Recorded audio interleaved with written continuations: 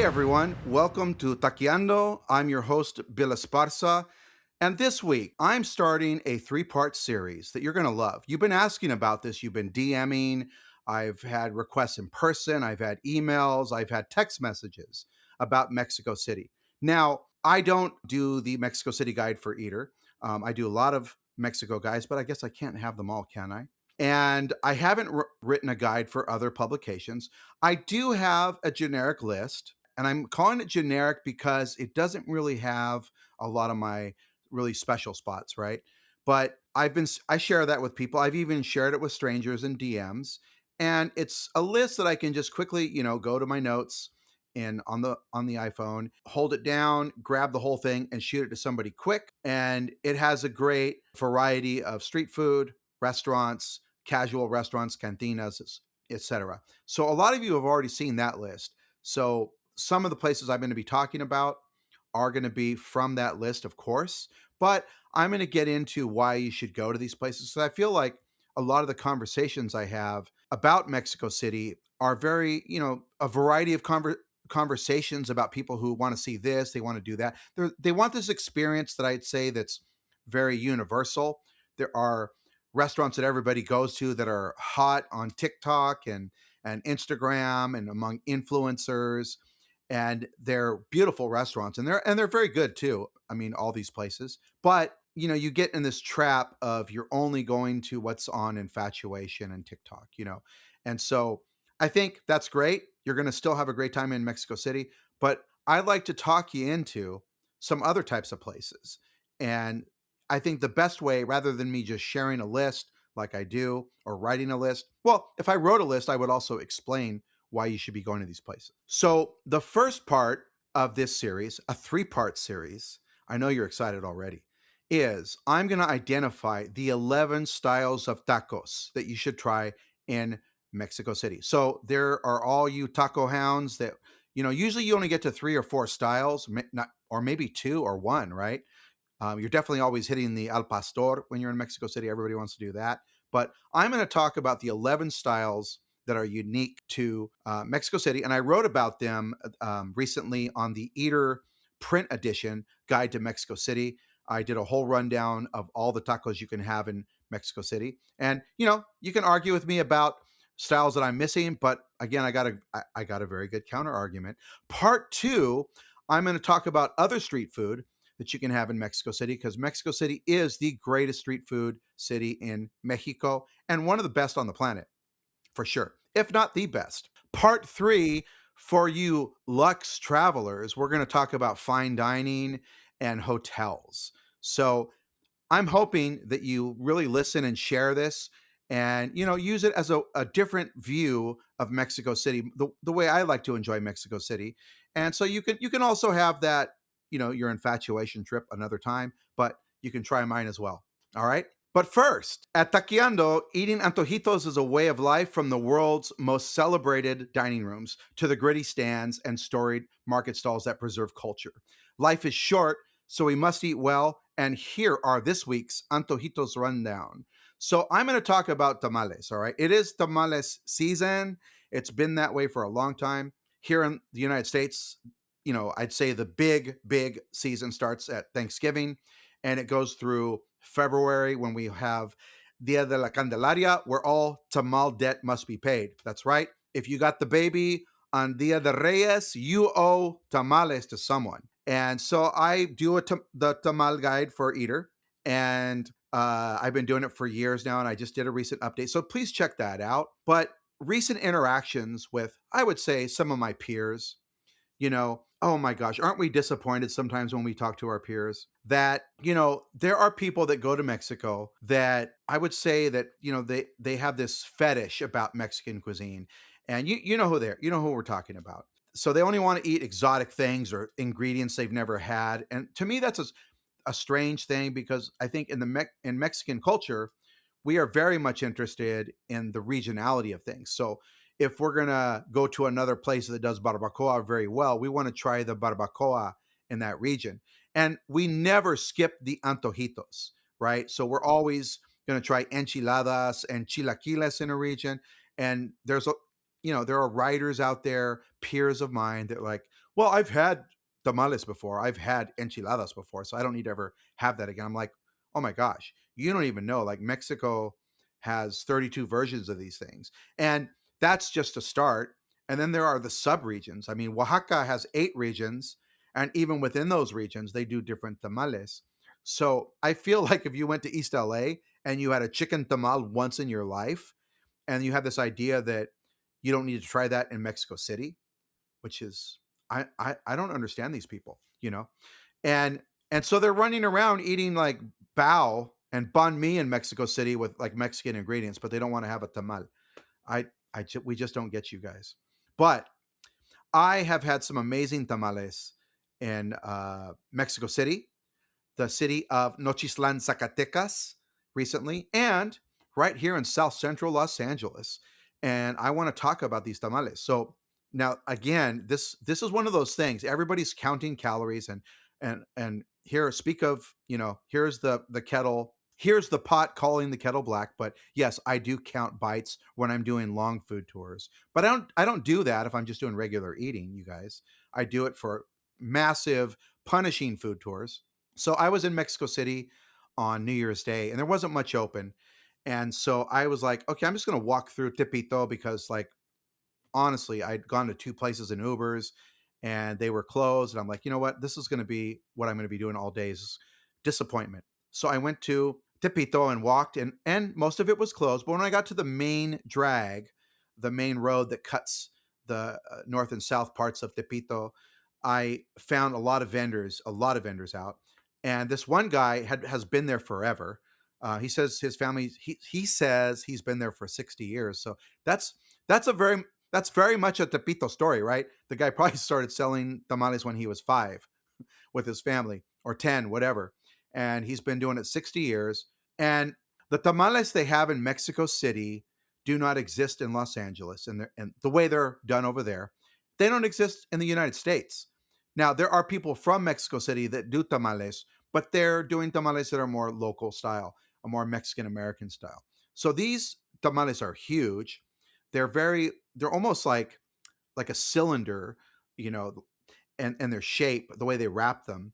And of course, everyone eats them in bolillo. The torta de tamal, which is called the guajolota, that is the way they eat tamales in Mexico City. So you're taking this beautiful tamal and you're eating it with bread, with some salsa. But the tamal was amazing. It was super slippery and moist on the outside. Now that's very hard to do for a corn husk tamal. But you if you've had tamales here in the United States, I want to say that 75% of the time it's a little dry, still good, but not always the results you want and long for. But these tamales were so silky and they were sweaty on the outside, almost like they had been cooked in a banana leaf. And of course, the bread's amazing. We talked about this last week. Mexico has amazing bread. The bread is perfect for that tamal and the salsa. And but inside it was moist, but also sort of broke apart in the the most amazing way. So it was like crumble soft inside, and then silky on the outside and moist, and it sort of just kind of came together as a stew in your mouth. Like right away it all broke down. I loved that tamal. The vendor doesn't have a name. He's just at a cart. And at some point, I'll talk about where to find that guy. I got a bookmark for you, buddy. I'm coming back for more tamales. The other thing is when you're in Mexico City, there are 2 types of tamales. There are tamales normales, which are the corn husk. That's what they say. And then the others are the banana leaf, which they call tamales oaxaqueños, which are usually just the mole version. The tamal de mole is their one Oaxacan offering that each stand does. And of course, they're not Oaxacans, but that's like we have normal tamales and we have Oaxacan tamales. And they don't mean it like Oaxacan tamales are not normal. It's just because for Chilangos, they're just very used to that corn husk tamal.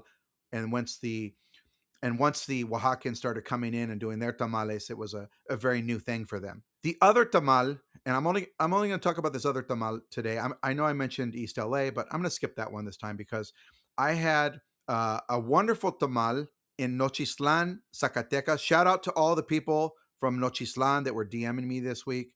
I know you're feeling the love, like you're feeling nostalgia for your hometown. I can't. There's so many Zacatecanos here in Los Angeles, and a lot of them are from Nochislan, and of course they were having all kinds of feels about my posts. And so again, everywhere you go, the tamales are different, the stews are different, the chiles are different, the masa is different, the shape is different. You're not having a repetitive experience by any means. And so I found this one woman, Emea, she's Maria. She's outside the Central Market there in Nochislan, and she's there in the evenings. And I'm going to do a video about her later on. But I just loved her tamales. She had one of mole rojo, so this was pork in a red mole, and then a mole verde, a green pork tamal that had a beautiful flavor, and you could just see it wasn't just a regular stew. It was kind of, it was a mole. And then she also does a chicken tamal with verduras, with vegetables, chicken and vegetables in another stew, a sweet tamal, and she had atole de fresa, so the corn drink, but with a strawberry flavor. And I just had the best time hanging out with her at her stand. And she only had one seat available, and it was mine. And I'm never going to forget that stand. And I'm going back there soon. So I can't wait to see you, MEA. And shout out to Nochislan. I've got a lot to talk about with these tacos. So that's it for today. And I'm going to save the other tamal for later. But let me just leave you with this message. Don't be stupid. Okay. You're going to a place in Mexico. You've never had that tamal. Shut up. You've never had it. You should be eating tamales, not bao, not Chinese food. The fuck out of here. And without further ado, vamos a taquear. I know that you're hitting me up for tacos when you're talking about Mexico City with me. So everyone always wants to go find the tacos, my taco recommendations. But what I never hear is, here are the types of tacos I want to try besides al pastor. So tacos al pastor, everybody is pretty specific about that. And of course, you know what? Everyone stays in Roma and Condesa and they get stuck there. And so it happens every time. They're like, send me your recs. And I'm like, my recs are not all in Roma and Condesa. You're not going to get to them. I'm telling you, Mexico City is just as complicated as Los Angeles. And I've taken people on taco crawls here that get burned out with the ge- I've taken people on taco crawls here that get burned out with the geography, like going from 45 minutes to the next stop, and then 20 minutes to the next stop, and 30 minutes. It's a big undertaking, and when you're on vacation, I feel like that's a lot to ask. Like that you're going to run all over Mexico City and deal with the traffic. You don't know the traffic flow. You don't know the times. You're not comfortable with the metro. You can't get around fast, and you're going to just give up. Okay. So I want to talk to you about taco styles. In the recent guide I did for Eater, their guide to Mexico City, which is in print edition, pick up a copy and you could read all my wonderful words about tacos in Mexico City. But I want to talk to you about these 11 different styles. And these are the styles that are distinctly Mexico City style. So we're going to start with the ones that you always get to, which is al pastor. I feel like you really can't go wrong if you're staying in Condesa or you're staying in Roma, which you are. I'm going to talk to you about hotels later, but honestly, you're screwed if you stay there. It's so beautiful, and it's almost too beautiful. You're just going to walk around and enjoy your days there. You're not going to eat tacos. You're going to go to some hipster spot and have Peruvian ceviche or something. But for tacos al pastor, the ones that are very easy to get to are El Huequito, which they have a very light marinade on their trompo, and they roll the tacos.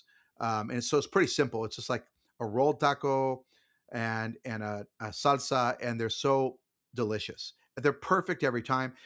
And I want you to also move past this idea about the best. That's stupid. It's unknowable. It's ridiculous. Okay, you're not going to ever get to the best in Mexico City when it comes to al pastor. We don't even know the number of al pastor there is, and every neighborhood has them. Last week we had Chef Edgar Nunez talking about his favorite al pastor, and somebody DM'd me about, oh, it's always the same ones. Well, that place happens to be close to him. And if you live in Mexico City, you're going to go to the al pastor right next to you. You don't need to go 30 minutes or a half an hour. It's all around. Some other great ones are tacos Manolo. another one I recommend. And the classic that's on everyone's list right now, El Vilcito, is great. And I've heard people that say they don't. I've heard people that don't know shit. Okay, say they went there and they weren't impressed. Well, I don't know what you expect, but if you're coming from LA, you're used to wet trompos. Okay, and I think I've talked about that before. And so you're used to a different flavor and a different style. But in Mexico City, they cut that shit thin, like almost jamon iberico. That's what it reminds me of. And you'll see that at El Vilcito is that you get these strips that are all stuck together and they just sort of layer them on your tortilla. And then you have, of course, the salsa, the pineapple, onion, cilantro.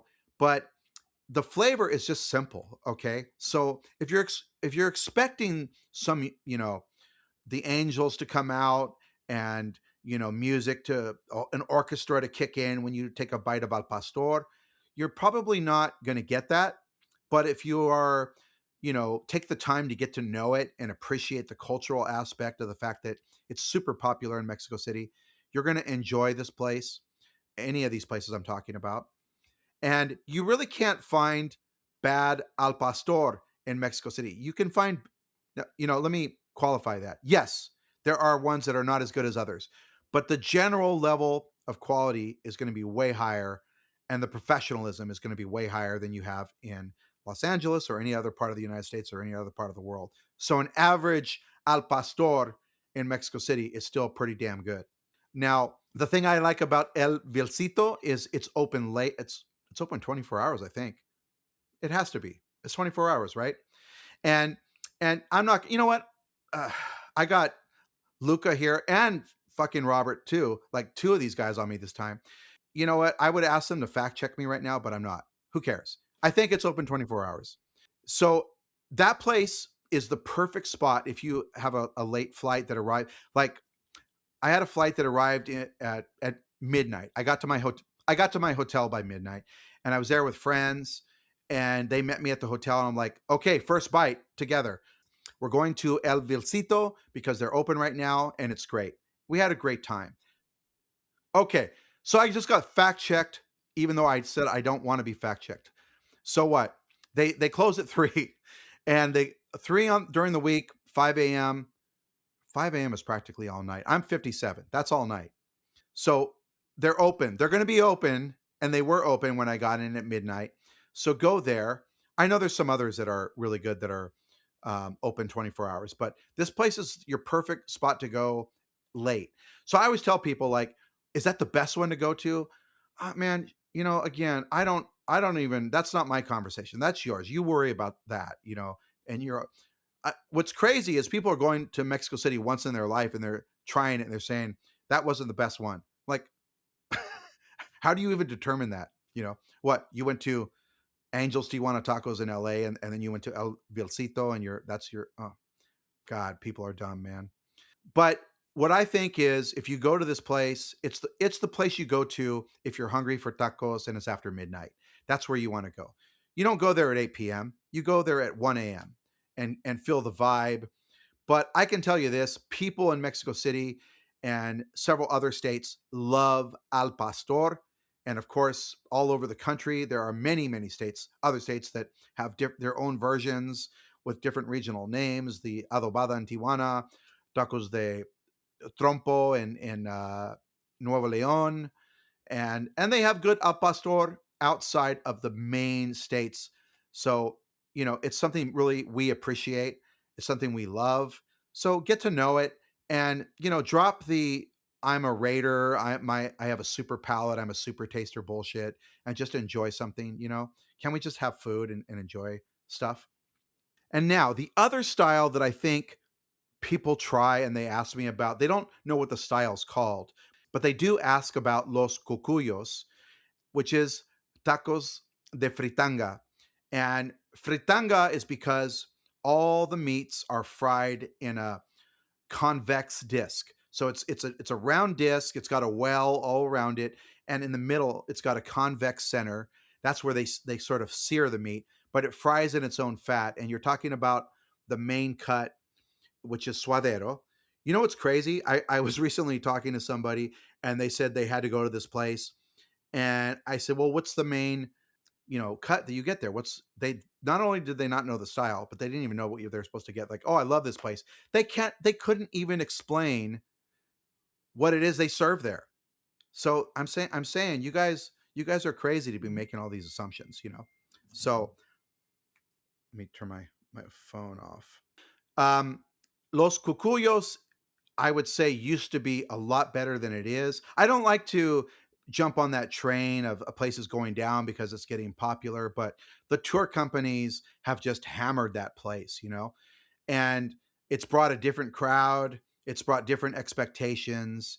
And I don't go there. Now, are you going to have a bad taco at Los Cucuyos? No. Again, an average taco in Mexico City is still a great taco. But I would say only get that one if you're going to that area. If you're in that area, you want to have that experience, I think it's fine. But some other ones I'd recommend are Tacos El Paisa in San Rafael, Tacos Charlie, Tacos Tony.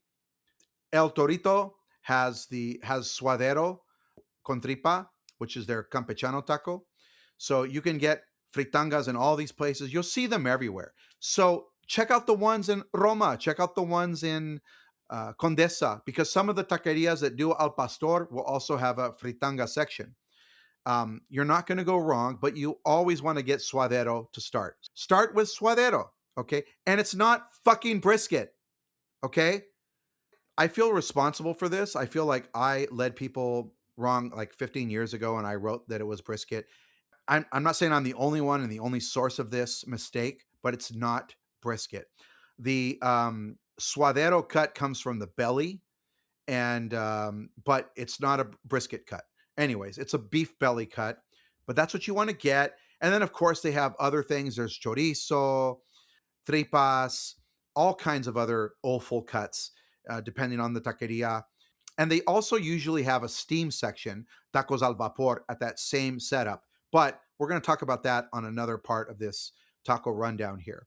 So, again, look for tacos de fritanga in your neighborhood if you can't get out to these places. But these are good ones. I recommend El Paisa en San Rafael, Tacos Charlie, Tacos Tony, Los Cucuyos if you're in that neighborhood, and El Torito. Now, the other one I think people really like to have is tacos de guisado.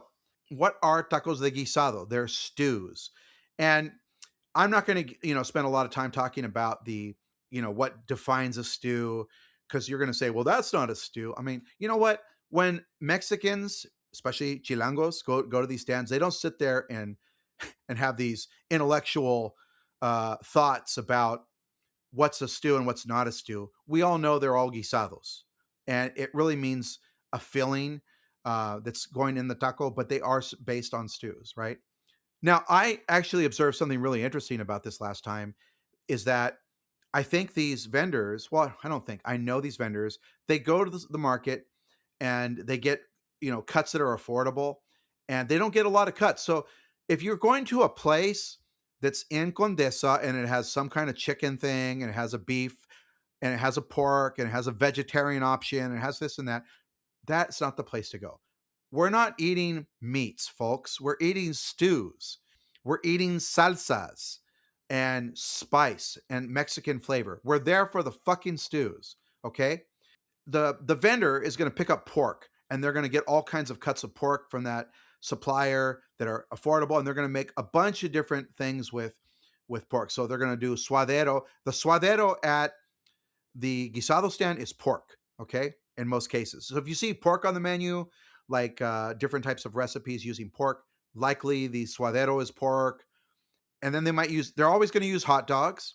Hot dogs are cheap, and you can do amazing things with hot dogs in a guisado. And then they're going to have chicharrón prensado, and which is like this pressed pork parts that's got an adobo on it. And when you stew that down, it falls apart really nice and has a lot of flavor. Okay. Now, the other thing that you're going to notice at the tacos de guisado stands is all of them put rice. They ask you, do you want rice or no rice? Now, I always get the rice, and I think most people do. The only people that are not getting rice are locals who just don't want the extra calories. So I like the rice because that's how the guiso stays on the tortilla. The tortillas at these guisado stands are perfect. They're not nixtamal, but they are perfectly made to hold the guiso. They have a coarse, kind of puffy side that really captures everything. So you put some rice on there, you put a stew on there, and then you're going to have an amazing taco, and you're going to be able to close it up. And of course, you have salsas. The only thing to consider is what kind of salsa do I want to put on these tacos, because some of them don't need a salsa. One of the places I'm going to recommend is Tacos de Guisado at Tacos Richard. And he's a popular one. It's going to be easy to find him. He's not too far from those areas. He's not in Condesa. He's not in Roma, but he's not too far away. You know, he's got the classic like hard boiled eggs, right? You're going to see every stand that has rice, you know, like a cazuela of rice plus some hard boiled eggs in it. And the most common taco people order is that, just rice with hard boiled eggs and salsa. Perfect taco. So start with that one. That's your intro to tacos de guisado. And Richard also has bistec a la mexicana, chicharrón prensado, which is that pressed pork, cochinita pibil. Cochinita pibil is a guisado. And yes, it comes from the Yucatan, but it's been adopted by Mexico City, so you see it everywhere. And he's also got a milanesa that's very popular.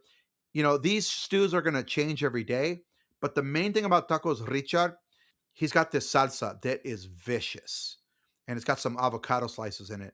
It's got a lot of flavor. It's got, you know, I believe it has epazote or something like that in there, but it is hot as hell, and you have to prepare yourself for that. But don't go there and ask him for, you know, a salsa that's mild, or a watered down version of that. Come on, give it a try and just power through it, you know. You got to learn to ride the half life of the salsa burn. So it will go away. Don't start drinking water or drinking milk. That just prolongs it. For me, just let it ride, feel the wave, relax, and be like Jenna Ortega on Hot Ones and just, you know, act. Okay. And I'm going to give you one more rec on tacos de guisado that's really going to be easy for you to get to. And that's tacos hola, and I believe that's in Roma Norte, or it's in Condesa. It doesn't matter. It's in one of those. They're great, except for you're going to find that any holiday they're closed. Those people are so successful, and they're in such a gentrified area that they get so much traffic that they take off. They take off for the holidays for 2-3 weeks, and good for them. But that's also a great place to go, and it's very approachable. Like I said, you're looking for places in your neighborhood that you can get to. So look at all the stews, and you're going to find a variety of salsas and moles. Salsas made with chile morita, chile guajillo, chile pasilla. So you're going to find different salsas and 3 or 4 different pork dishes with 4 different salsas that taste completely different. I recently had a weenie guiso, hot dogs in. It was salchichas a la diabla, and it was just their spicy sauce, right? And that sauce was so good. Again, you forget that you're eating a hot dog taco, but it's so damn good. So look for all the guisados, check them out. If it looks pretty good, you can't go wrong with just about any stand. If you're an aficionado, go ahead and seek out the places that fit your requirements. And as far as dressing them, again, don't put onions and cilantro on mole. Come on. On a mole, you might not even want heat. You might just want the flavor of the mole. But if you want heat, you can do that. Locals do that. So go for hot salsas if you just want heat, but you don't want anything that's going to clash with those flavors. So think about it. Does this really need onions and cilantro and lime? Probably not. It's probably pretty complete, but you can take a bite. You're also going to find lots of tortitas, which are little egg battered patties of vegetables and meats that also go in the tacos. So, you know what? I'm going to let you figure that out. Just go and order. If you find a good stand, go back the next day and try some more guisados instead of running around just to, take chances on some random places. The other taco that I think everyone does get to are tacos de canasta. Very famous from all these videos of lady Tacos de Canasta, she's kind of, I think, made this even more popular. But tacos de canasta are tacos that are steamed, and they are steamed traditionally in a basket. There's a method that's used to do these that involves a steaming process. It's quite elaborate, but the guisos are simple. So it's, you know, chicharrón and salsa verde, mole verde, adobo, frijoles, chorizo con papas or just papas, and that's it. And the tacos are sweaty. In other regions, they're called in other regions, they're called tacos sudados or sweaty tacos. So these are sweaty. They've been steamed and they usually have a towel over them. So when they put them on your plate, they're glistening and they're floppy. So you can put salsa on top. You can put salsa inside. Depends on how you feel. You know, you're always going to get pickled vegetables. So you're going to get chiles en vinagre with other pickled vegetables, and you're going to eat those on the side. It's fine. It's a really satisfying taco, and it's a wonderful flavor. We cannot get Mexico City style tacos de canasta here in Los Angeles. Okay, they're all from Jalisco. There are many good ones, but their technique does not yield the same results as the ones you get in Mexico City, and they do not have those fillings or that that level of craft and all the dressings and the wonderful, really individualized vegetables, pickled vegetables you get. Now, the other thing is to find a place like Tacos Joven. I'm going to do one rec here, and I'm sorry if you can't get to it. Then just get no. I'm going to give two recs. Sorry, two recs. Tacos Joven is in Colonia Narvarte, and you want to go there. Okay, that is one of the best ones I've ever been to. But one of the things that they have is they have a salsa de chicharrón. They actually have broken chicharrón in the salsa. It's super spicy. It's very, it's got a lot of sustenance. And that salsa just adds a whole other dimension to each one of those tacos. So go to that place. The other one I've been talking about for years is Tacos de Canasta El Flaco, which is near the Zócalo. So that's another one that's in the historic center that you can get to easily. But there are plenty of places for these tacos in Condesa, Roma, Polanco. Maybe not Polanco so much, but they have them. So those are the ones, okay? Those are the tacos that I think that you know really well. Other ones I think are less known, but I want to talk about those too because I think you want to get these ones as well. Tacos a la plancha, I've found a lot of people don't think they're sexy. So they're thinking, well, why do I want to have stuff on a flat top? Well, again, we're in Mexico City. We're there for culture. And this is the most common taco that you're going to find in Mexico City, anywhere. Even, at your famous trendy places, the taquerias that have trompos, that do al pastor, they do tacos de fritanga. They're also going to have tacos a la plancha event stations. So I'd say the classic is to go to El Via Melon for their campechano, which is done on a flat top grill. And that's basically just a chopped mix of meats. Now, the Campechano classic mix is cecina, which is beef jerky, longaniza sausage, and chicharron, but the dried crumbled chicharron. And what they sometimes do is just take these meats and they chop them all together. They sort of have them in a little like a hotel pan. It's not sexy looking. It looks like a mess, like a hash, right? But it's a wonderful flavor, and it's a really, a taco you want to have in Mexico City. I always want to try these things. In addition to the campechano, which should be, if you're going to get one taco at these places, you're going to want to get the campechano, but they also have beefsteak and chuleta, like a pork chop. They have a chicken breast that's flattened. They also have cecina, other types of meats. Now, another type of tacos a la plancha stand that I think you cannot miss when you go to Mexico City is Rico's Tacos Toluca. Again, this is a place that I was talking about on my old blog in 2008. Rico's Tacos Toluca is now on the Michelin Guide, and so it's gone on to great fame, and they still kill. And what you want to get there is the chorizo verde, the green chorizo, and the vendor is from Toluca. He makes his own sausages and sells them at the stand there in Mexico City. It's on Calle Lopez, right next to the Mercado San Juan. So it's in a busy street with a lot of, oh, all the street food tour companies go through there. I know because I sort of wrote that thing, man. And so Calle Lopez is a really great street for street food in general. But on one of the side streets there, you'll find Rico's Tacos Toluca, and you want to get the chorizo verde, the regular chorizo. Their longaniza is great. But what I always love to get, my order there is chorizo verde, queso de puerco, which is head cheese. And it's not a wet head cheese like you get in Europe, but it's a firm one that's toasted on the plancha and then served with French fries. You can get French fries on all the tacos. They have incredible guacamole, incredible salsas that have a lot of flavor. The other cut I always get is the obispo, which means bishop, and it's a white sausage with a kind of like a pink pork filling. Now, the classic one has pistachio inside, but sometimes you get it without pistachio. And I'm not remembering if Rico's Tacos Toluca has the pistachio, but anyways, their obispo is great. And that sausage is from the city of Tenancingo, also in Estado de Mexico, along with Toluca.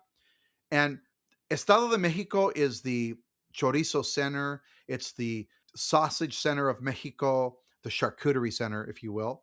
So you want to go there. Another type, if you're willing to go into to Tepito, it's hard to just if you're going to go to Tepito, behave, be respectful of the barrio. But there's right inside the market there. The Mercado de Tepito is the Taqueria Coco Loco, and there you get their queso carnes, which is again a type of hash. It's an ugly looking, messy taco with cheese and meats that looks cheap. It's just sort of chopped on a plancha, but it's so delicious. And again, incredible salsas and incredible vibe. So, and that taqueria has grown into like four different stalls. It's huge. It's always crowded with locals and local tourists, people from Mexico City and nearby that have never been to Tepito.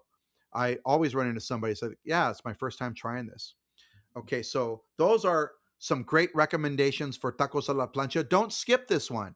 It's a really unique taco that you want to collect. Okay, we're here to collect all the tacos. Now, carnitas, another one. Carnitas are, of course, best in Michoacan, but they're really good in Mexico City. And the best Mexico City stands are as good as anywhere in Mexico. One of the classics in Mexico City, and of course, we're talking about pork and whole hog cooked in its own fat, confit style, and with wonderful regional salsas. But in there are two types of places. There are places that are inspired or directly from Michoacan, like Rincon Tarasco. And of course, there you can get the standards like maciza and nana, uterus. Who's down for uterus tacos? I'm telling you, they're really nice. Buche, hogmaw, super tender at Rincon Tarasco. But they get the chilango touch with the salsas. You have that with chopped onion, chile manzano salsa, which is something also popular in Michoacan. They always have the pickled chile manzano there. And but for the chilangos, the combo named Pedro Chavez, which I believe is buche with panza and cueritos, so skin and belly and hogmaw. And they also have costillas, which are bone-in rib carnitas at Rincon Tarasco. And also the despansada, which is a special pork belly cut exclusive to that restaurant. So you start to see Mexico City has a different style of carnitas that are very unique. Now, the one cut, or I would say the several cuts that you're going to find at a lot of stands that I feel like are Mexico City cuts for me are chamorro, which is pork shank. The other one is belly, panza. So like a pork belly carnitas taco. The other one is huesitos. Now, huesitos is so Mexico City. And that is basically scrap meat that you would normally toss out that has bones, right? So once you've made all those cuts, you've got your maciza and you've got your ribs and all that. You have leftover scraps. And so instead of throwing those away, Mexico City vendors use those scraps and do carnitas. Now, there are vendors that only do huesitos. That's all they do. And oh my God, I love these. It's so fun to eat carnitas with the bone in. and on the tortilla, and you sort of eat around, and you got to, you know what? I'm not going to tell you how to do that. I want you to figure that out. Just that's part of the fun. The one place I really love is Huesitos El Güero. And that one's, kind of in the barrio. That's pretty far, but you can go to any stand, look around Roma. I feel like I've seen places in Roma and see if they have Huesitos or Panza or the Nana. Nana is also a great Mexico City cut. They also have that in Michoacan, but I think, people in Mexico City love offal. So look for those types of cuts. And of course, the chamorro, which is another one that is very Mexico City. Okay. So one thing that I notice about Mexico City carnitas compared to Michoacan is in Michoacan, they tend to use that sweetened lard, that really seasoned lard that yields a brown, sticky carnitas.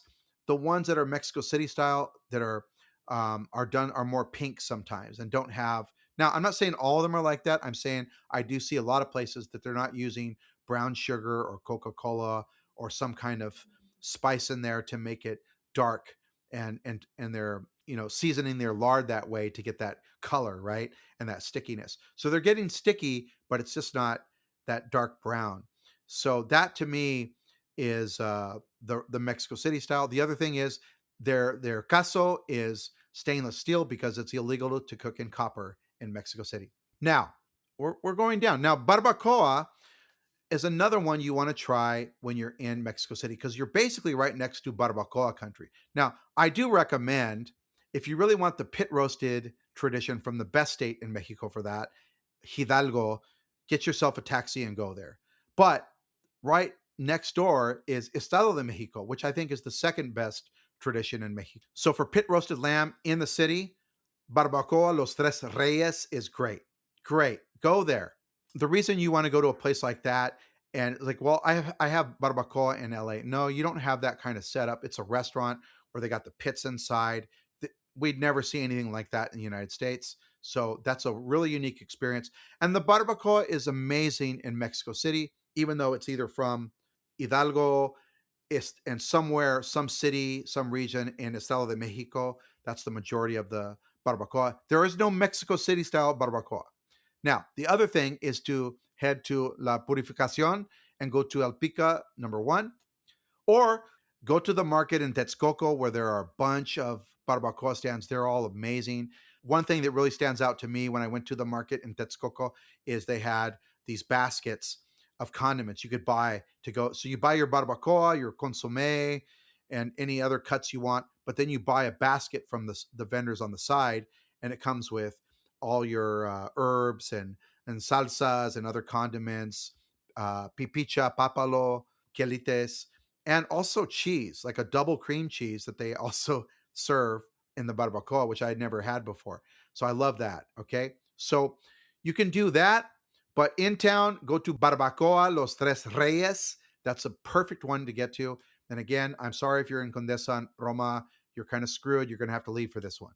Now, a tradition I think people are just not excited about. And oh my God, that's why I hate, you know what? I sometimes really hate taking people with me because they start to complain when we get to these cuts, right?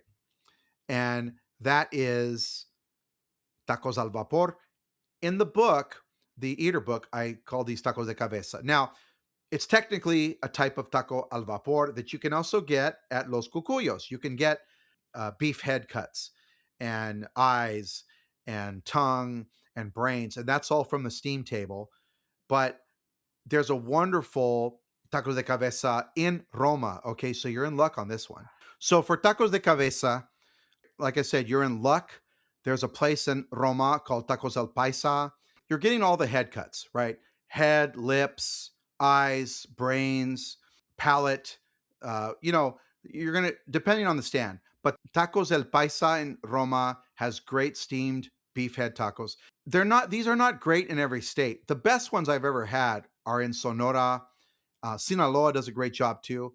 But in Mexico City, they also have a lot of cool places that do these cuts, and they're all very unique. It's so competitive in Mexico City. Everybody's trying to outdo each other.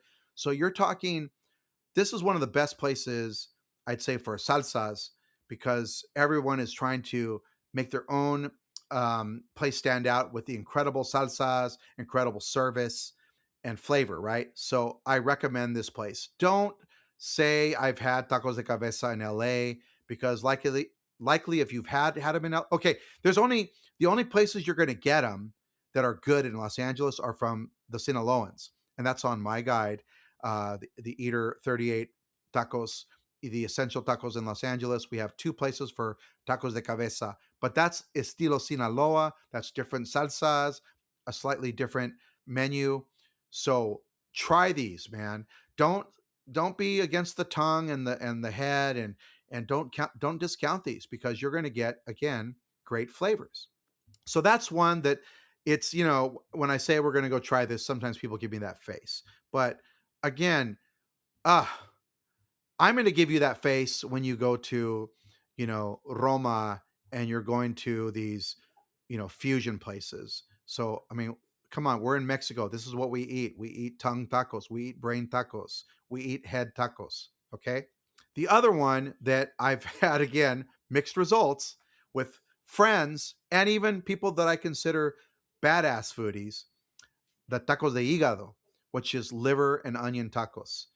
My favorite place and the place you have to go is Tacos de Hígado Ramirez Moranchel, and that's in Tepito. That guy is amazing, and it's so simple. It's just liver on a plancha, and it's cooking and it's fat, and they throw, and the onions, they actually throw them at the end, so the onions don't get super cooked, but the onions are sort of lightly cooked in the liver, right?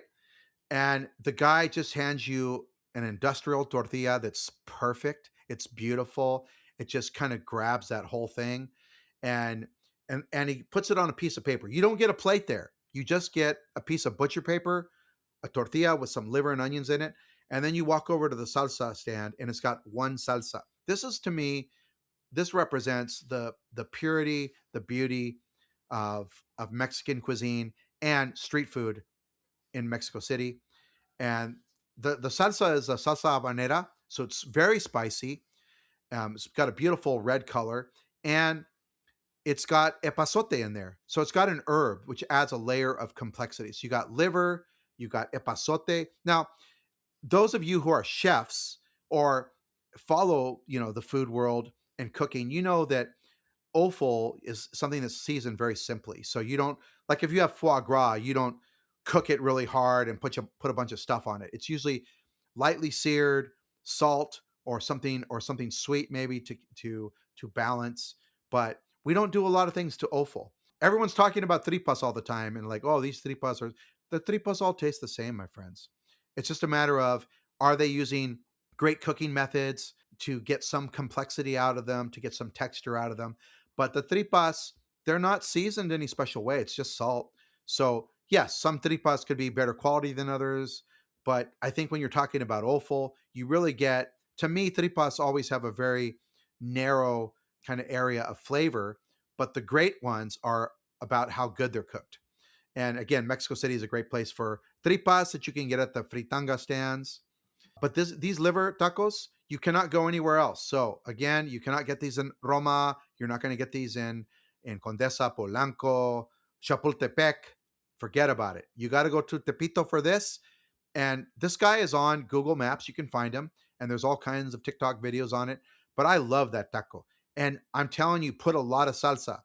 And you want the salsa to sort of, you want every single bite of liver to have that salsa on it, and it makes it extra special. So that's another style that's not, to me, that's one of the original Mexico City style tacos because it's from Tepito. It's not from a neighboring state. It's not another tradition that moved into Mexico City. It is 100% Mexico City. Now, two others, I'm not going to spend a lot of time on this one. These are tacos al carbon, which is the Mexico City version of carne asada. And these are not that interesting. You're seeing a lot of them now. And again, they're using Argentine steaks. And again, my friend who knows nothing about Mexican food he just lost it when he saw one of these places. Oh, I want to have that place. They have, Argentine sausages. Okay. Really? Um, so yeah, you're going to get different types of sausages, Argentine, Mexican. different kinds. You'll get steak, but this is not northern style carne asada. It's on corn tortillas. The salsas are different. It is nothing at all compared to what you get in Hermosillo, in Sonora, in Chihuahua, in Nuevo León. So to me, I think this is one of the styles that I actually probably skip a little bit, unless they're doing chorizo verde and obispo. But like I said, those are usually done on the plancha. So I'm going to say this is a style that I don't look for so much, but it is one of the styles that is very trendy and popular right now in Mexico City. They have asada now coming in from Sonora, one of my favorite places on earth. Tacos de Armando from Hermosillo has moved into Mexico City, but honestly, that's not for me. I'm going to go to Hermosillo to get that. But hey, for you, go get them. But it's not Mexico City style. That's Sonora style. Now, the last one is a delightful, fun taco that is very different from all of these. And again, it might be another one that you're sort of shy on, like, well, I don't know if I have to have that in Mexico City, but you do. You do. And this is a taco dorado. And these are flautas. The taco dorado in Mexico City are flautas. Flautas magos is brilliant. And you want to get the campechana, which has the red and green salsa. So these are deep fried tacos, fried with a little bit of meat inside. And again, the meat is not important. It's just lightly seasoned or not seasoned at all. And then you get the salsas, which has all the flavors. So you're going to get salsas, incredible local Mexican cream, incredible queso seco that's going to go on top. You're just going to pick it up by the fingers and run it through the salsas and have this incredible antojitos experience. But I do recommend flautas. Now, if you don't want to go to flautas magos, which is in the northern part of the city, you can find those most anywhere. And again, I recommend, that you can find in your neighborhood that you're staying, with all the beautiful green and monuments in Condesa, the gardens. Okay, you're going to find that there. And you can also, I would say that for any of these styles of tacos, you can do your own research and you can find places that are well recommended by a lot of people. You can find a lot of video content out there on them. But what I really wanted to talk to you about today is, here are the 11 styles that you should look for. If you're a true taco hound and you want to get to know Mexico City through its tacos, these 11 traditions will really give you a great overall view. And you're not only just eating different tacos, but you're eating different salsas, condiments, different types of styles of the way things are prepared, different cooking styles, fried and steamed and stewed and braised. You're getting all kinds of cooking styles, and you're getting a lot of Mexican recipes. So I think this is a great way to go about it, rather than just having a list of tacos that are all over the city and you're going to try to jackass around and try to make it happen, which you usually don't. Is to just think about styles. And if you see it close to you and it looks pretty good and it tastes pretty good, it's probably very good. And that's it. I want you to know Mexico City through its tacos. And, bookmark this and listen to it over and over again. This is not going to change. Now, some of you are going to say there are other styles, like there's lots of cochinita pibil stands. Well, I'm sorry. Cochinita pibil is a taco de guisado. Okay. So I thought about this a lot, and almost every type of taco that exists in Mexico City that I think are Mexico City style falls into one of these categories in some way through the cooking method. Again, I'm not counting stupid, boring fish tacos from Sonora. Get that place out of my face. I'm not counting others, all the other states that have been opening places from Sonora. I'm counting stuff that's traditionally from Mexico City. Okay. Now, I always say, vamos a taquear, and this time I mean that shit. Thank you for tuning in to the Taqueando podcast this week, and be sure to tune in next week for another episode. And please leave us a rating or review wherever you listen to your podcasts.